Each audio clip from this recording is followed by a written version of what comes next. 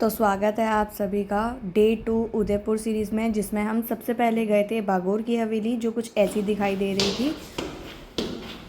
बहुत सारे रास्ते चेंज करने के बाद, सीढ़ियाँ चढ़ने के बाद, भूल भुलैया से बच के निकलने के बाद हम पहुँचे कुछ इस व्यू पे।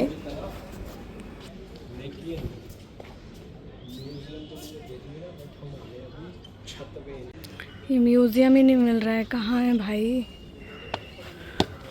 जगह जगह लिखा हुआ है, वहाँ भी लिखा हुआ है। ओके, तो इस म्यूज़ियम की एंट्री फाइनली यहाँ से हो रही है। तो यहाँ पर इस हवेली को इन्होंने म्यूज़ियम टाइप बनाया हुआ था। कुछ रूम्स हमारे लिए मतलब घूमने वालों के लिए ओपन कर रखे थे, जिसमें आप देख सकते हैं कि पुराने लोग कैसे यहाँ रहते थे और क्या क्या चीज़ें यूज़ करते थे। मेनली यही चीज़ें थी यहाँ पे देखने के लिए। तो ये सांप सीढ़ी, आओ।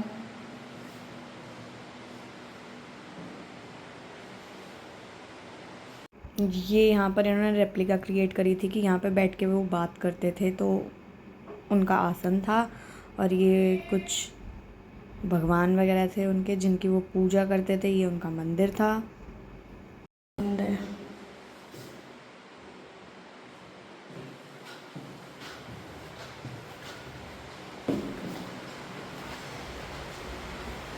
डिटेल्स लिखी हुई हैं। Let's see. ओ है सिल्वर प्लेटेड बेड। ओह वाह, ये गेट कितना सुंदर बनाया हुआ है।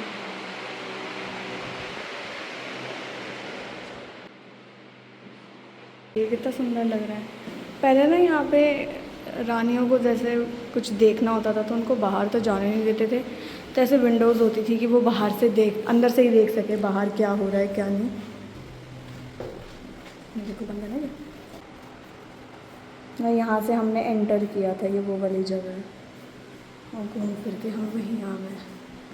हाँ, वहाँ से हम एग्ज़िट करके आए और हम आ गए ग्राउंड फ्लोर पे। तो यहाँ पर है पगड़ी संग्रहालय। कितनी बड़ी पगड़ी रखी हुई है, सबकी अलग अलग पगड़ियों के, राजस्थान में जो होती है। दूसरे रूम में ये सारी चीज़ें हैं, म्यूज़िक के इंस्ट्रूमेंट्स बहुत सारे। चलते हैं अगली डेस्टिनेशन की तरफ। बागोर की हवेली से निकलने के बाद हमने किया ऑटो और हम चल दिए मॉनसून पैलेस सज्जनगढ़ फोर्ट की तरफ। पहुंच गए हैं सज्जनगढ़ फोर्ट और इसकी टिकट थी 174 की। आई डोंट नो इतना अनयूजुअल सा नंबर क्यों रखा हुआ था। के बाद आपको अलग से नीचे मेन गेट से, जहाँ से आपने टिकट ली, वहाँ से ऊपर तक आने के लिए अलग से 120 रुपीज़ देने पड़ते हैं, जिसमें वो आपको ऊपर भी लेकर आएंगे और वापस नीचे भी लेके जाएंगे। तो मैं कुछ व्यू दिखाती हूँ आपको। अभी हम यहीं पे उतरे हैं, पार्किंग एरिया होगा और व्यू है समथिंग लाइक दैट।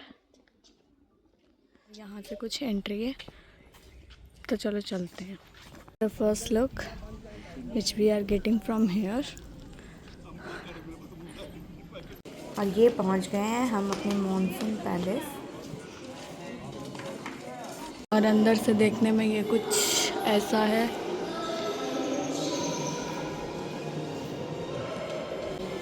पुराने पेड़ों की और जहाँ पे पक्षी पाए जाते थे उन सब की फ़ोटोज़ हैं।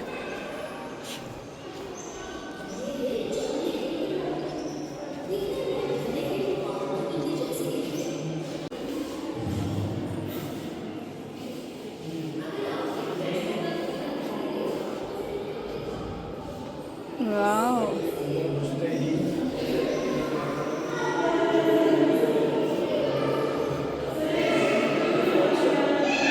तो इस पैलेस का सेंटर ऑफ अट्रैक्शन है बैक साइड, बिकॉज़ व्यू यहाँ से कुछ ऐसा दिखता है।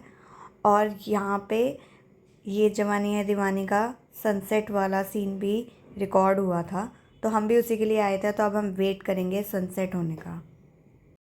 लेकिन इतनी धूप जो आ रही है, इसमें हम ये सनसेट तक रुक कैसे पाएंगे?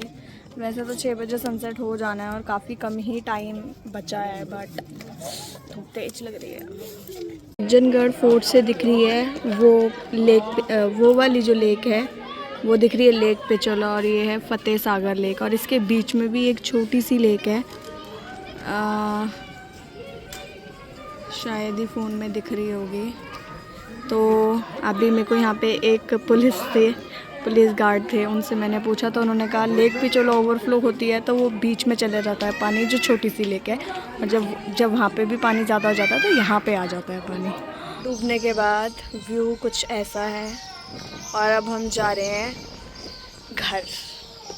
आए थे तो गर्मी थी और अब हम जा रहे हैं तो बहुत ही अच्छा मौसम है क्योंकि सनसेट हो गया और हवा बहुत ठंडी हो गई है। तो अक्टूबर में आने के बावजूद भी हमें गर्मी में बिल्कुल भी राहत नहीं मिली है। दोपहर को बहुत धूप थी, सीधे धूप को जब हम देख रहे थे कि सनसेट तक रुकना है, जबकि हम ऊपर 4:30 पौने 5 बजे पहुँचे और 6 बजे सनसेट का टाइम था, तब भी हमें बहुत लग रहा था कि कैसे हम देखेंगे। तो चलो हो गया है, मज़ा आया।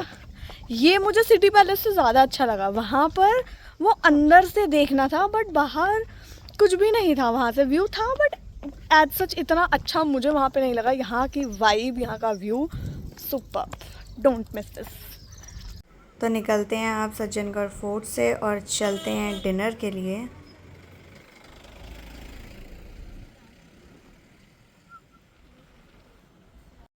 तो हमें ऑटो वाले भैया ने यहाँ पर छोड़ा है इसके रूफ टॉप पे डिनर करने के लिए।